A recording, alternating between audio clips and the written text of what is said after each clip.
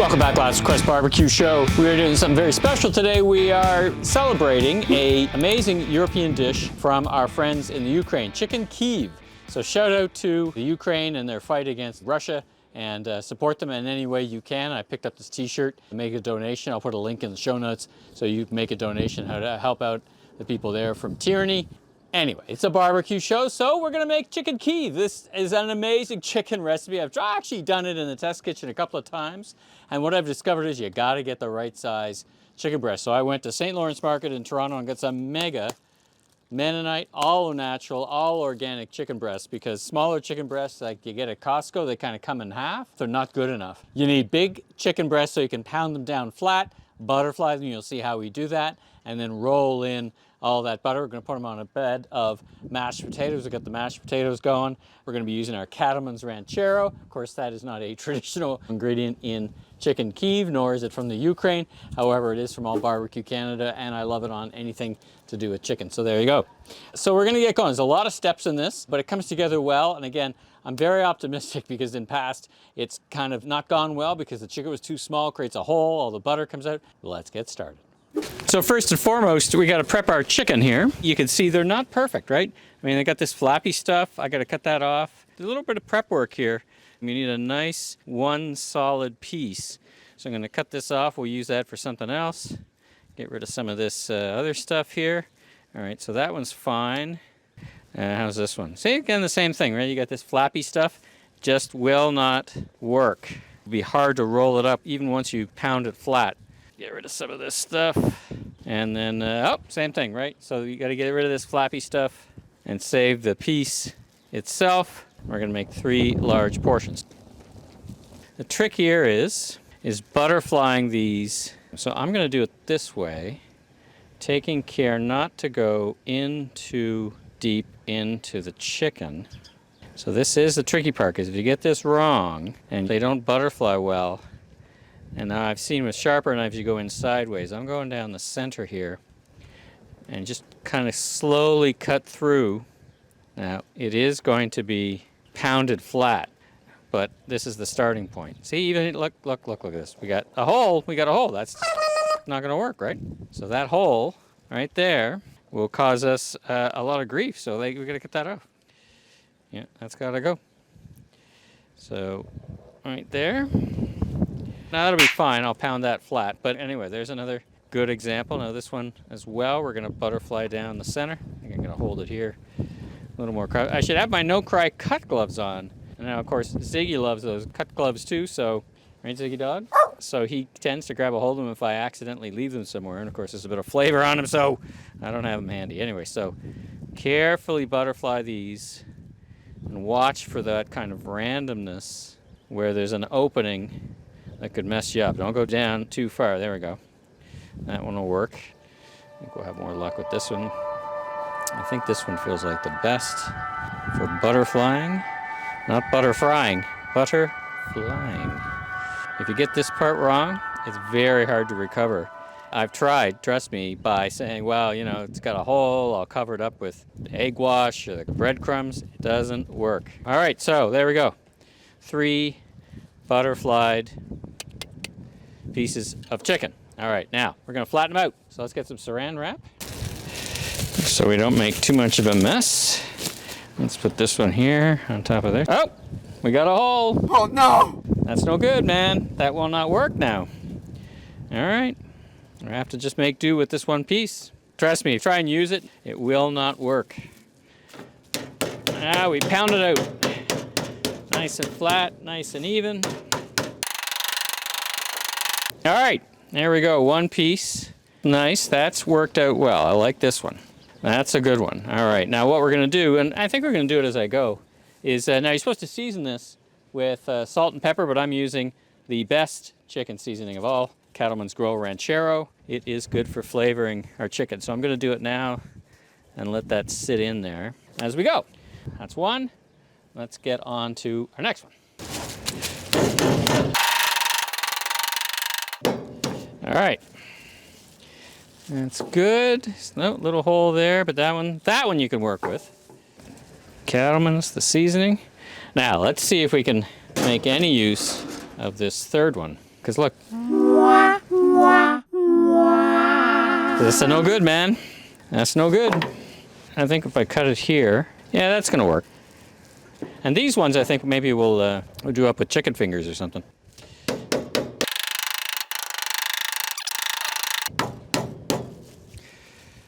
All right, there we go. Again, don't do it so flat that you actually put a hole in it. So let's get some seasoning on this one.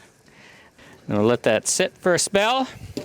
Let's move on to our next step.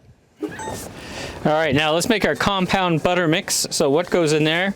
Well, first of all, we got where's my butter here? Where is my butter?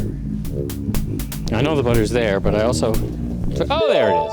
All right, so butter is a key ingredient to this. Today I'm using from PEI, Cow's Creamery Sea Salt Butter. So extra creamy, extra delicious, and great from PEI. So I'm trying that. That's what's in there right now. So what we want to do is put in a little bit of garlic. I'm doing a bit of a shortcut, putting a bit of garlic puree in here. And let's do some salt and pepper, S&P.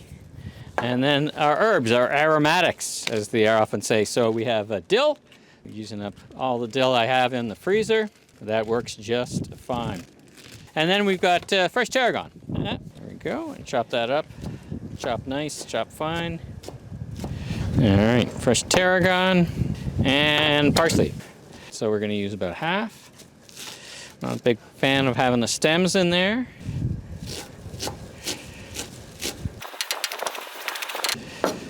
All right, get that in there. And now we've got to paddle this all together so we make a compote. Got our potatoes on the boil. Don't forget about this. Nothing like this chicken Kiev onto a bed of fresh mashed potatoes, boy. So I'm going to divide that up roughly. Whoa! Run out of there. Roughly into thirds. And a third comes like that. And now we got to form them into logs. You get your hands wet or use one of these gloves that is not sticky and form these into 3 more or less equal logs. Comme ça. This one's going to be a bit bigger, but that's okay. This is going to go in the biggest piece because our pieces of chicken are not quite equal. So there we go. 2. Butter's got to be room temperature or it puts up a real fight. And then we're going to put them into comme ça, just to form it a little better, like this. And then we are going to squeeze come like that, form a nice little log, twist these so we get a nice form, and there we go. So you're going to have 3 of these, and then we're going to put them in the fridge for about 20 minutes. So in my case, I'm actually going to put them on the snow for 20 minutes because that's going to be just the same thing. So I just got to make sure Ziggy doesn't come out, or if he does, I got to get that stuff out of the snowbank. Like many things in cooking, timing is everything. So you'll see, once we get this done, we're going to move on to the next step and a little bit of prep so we don't waste our 20 minutes. And conversely, I didn't do some prep work because I knew I had this 20-minute time window. Timing means a lot. All right, so there we go. So I got a nice log of butter. We'll put that in the snow. Let's get on to our next step. Let's create the egg wash for dipping, because eventually we're going to be able to take the chicken once it's wrapped and put in for a couple of minutes of deep fryer before it goes in the oven, just to hold it all together. You'll see. So we've got some flour here, and I'm going to mix in some cornstarch. Now why am I mixing in cornstarch? A little bit of extra adhesion actually to make up like for a few sins if we got a few holes that escape us. So we'll just mix that in. A little bit of salt and pepper. And let's mix that together. All right, so let's get our eggs cracked and mixed.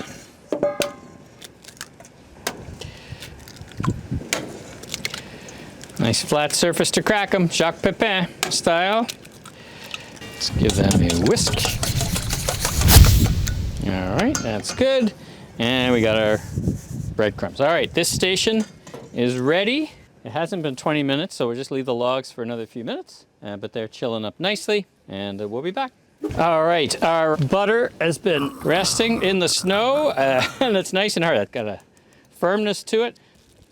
That's perfect. That's exactly what I was going for. See a nice consistency. It's just going to make it easier to fold into the chicken. So that's a big one. So let's get our biggest piece of chicken, which is this one. And then we're going to fold it kind of like a burrito here. I'm gonna put it here and do a fold this way. We're gonna put that in like that. Even these chickens could be bigger, you know? There we go. Like a burrito, we're gonna tuck that in there. Now I'm gonna wrap that up. We're gonna put it in the freezer for about 20 minutes because I want that to just set in place. I probably could have pounded these a bit thinner, but there we are.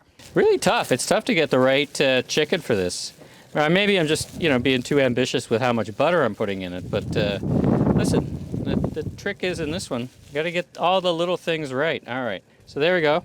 So there's a chicken log. Now this is a big piece of chicken, but now this is gonna go in the freezer, actually in the snowbank, freeze it up and solidify it for 20 minutes. Now for this one, I think this log may be too big. So I'm gonna cut it here. Yeah, that's better. If you can, roll it like a burrito, but again, boy, it's tough to find. See, even here, you get some, it's starting to thin out. It's tough to find the chicken for this recipe, but it's worth the effort. All right, there we go. So we got a little leftover butter we'll use for something interesting. Now, speaking of something interesting, this chicken I'm gonna cut up and put into strips maybe. I wanna season it up, don't want this to go to waste. Maybe some chicken fingers. We'll make some use of that. All right, now we wait. All right, here we go. Nice and solid. Perfect, perfect. We're gonna plop it in to our stations. Flour first. Covering flour and cornstarch. Be careful with it. Into the egg wash. All right, that's sitting there. I'm gonna get the other one out. There we go. Make sure to cover all, particularly the ends. You wanna make sure and do a good job. Get that egg wash so it's all over. I don't want to handle this thing too much. I don't want it falling apart. It is, I was going to say treacherous, but it is tricky. All right, and into, breadcrumbs. There we go. This thing opens up at the wrong place at the wrong time, you got trouble. Now let that sit. I've squeezed it as tight as I can. Let's check our oil and see where we're at. We're about 3, we're a little hot actually, but that's okay because this thing is so cold it's going to really chill out the oil quickly. I'm holding it here carefully so it doesn't fall apart, And I do have to let it go. Hey, there's a Disney song about that. Now I'm going to flip it over carefully again, just for a couple of minutes. It's good to put these one in at a time because if you don't put them one at a time, you're going to cool the oil down way too fast. Just enough to hold this thing in place. All right, good enough. There we go. That is a large chicken Kiev, but woohoo! Let's get in there with the second one.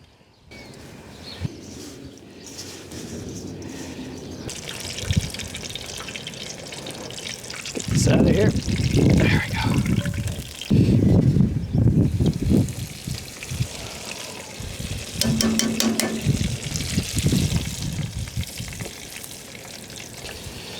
All right, now looking at that oil, I'm figuring some leaked out, but there you go. Now, why does one look very much different than the other? What's going on? Well, geez, I forgot to put this one into the breadcrumbs. Jeez. The other ones look good though. So yeah, there we go. Grilled, fried, whatever that is. It's not chicken Kiev, but these two are good. And now they're going in and bake at 350 for about 20 minutes, and then we'll make the potatoes, and then we'll get going. Potatoes are done, so we'll just move those off the heat, close the lid, and get going. That'll come up to 350 real fast on the Crown Verity. All right, it's been longer than 20 minutes. I mean, that was a lot of chicken, so I've been cooking it a little hotter too. I've cut it up to 400. Yeah, let's take a look. All right, what do we see? What do we see? Well, we see some butter down here. Uh-oh. That's signs of leakage, so something's leaking. Maybe this weird thing that I made here is leaking. This one seems to be okay, and this one a little leakage here, but otherwise seems to be pretty good intact. Let's check temperature, because I think we're close to done. Yeah, 165. All right, I think we are done. Now, you also got to be careful when you're poking this in, not to poke a hole in and let any more out. We are calling this done. Let's get this inside, put it on the bed of mashed potatoes, and see what happens. Very exciting. All right, let's go. All right, here we go. This turned out to be a massive chicken Kiev. This is a very large one, so we'll split this. But let's see. I've got it on a bed of the mashed potatoes. Let's see. There we go. There is our chicken Kiev. The butter has soaked in. Look at that. Cooked in the center perfectly. All right, there it is. Chicken Kiev. Slava Ukraini. Strength to Ukraine. Donate. I'll put the link in the show notes. Help the people of Ukraine. Bon appetit.